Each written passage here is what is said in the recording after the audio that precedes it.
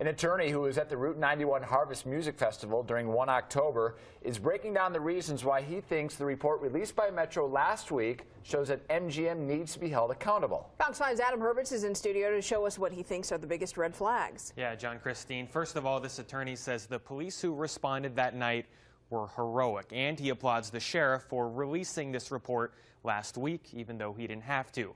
Still, he also thinks there's a lot of missing information, even though a lot of the facts that are in that report, he believes, do not help MGM's case. I'm laying there thinking, I'm going to die at the hands of these assault weapons.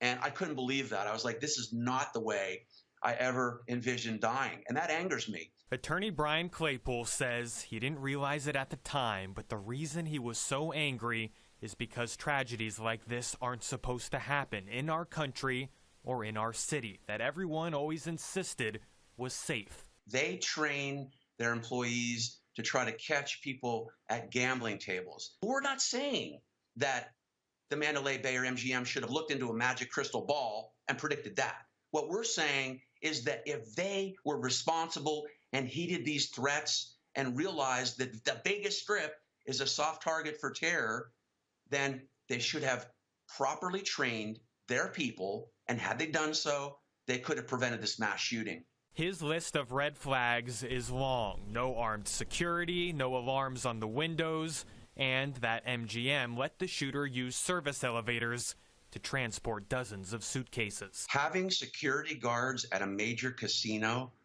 like the Mandalay Bay unarmed is like having no security at all. He also suspects if MGM called police, they told police the wrong floor number. Las Vegas police officers are on the 31st floor.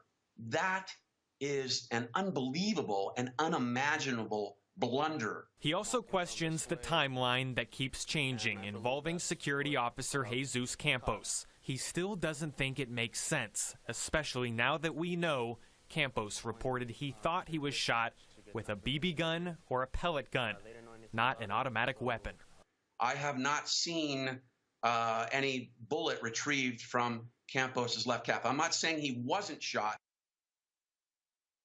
He's not saying he wasn't shot, but he thinks Jesus Campos might have a good reason to lie for his employer.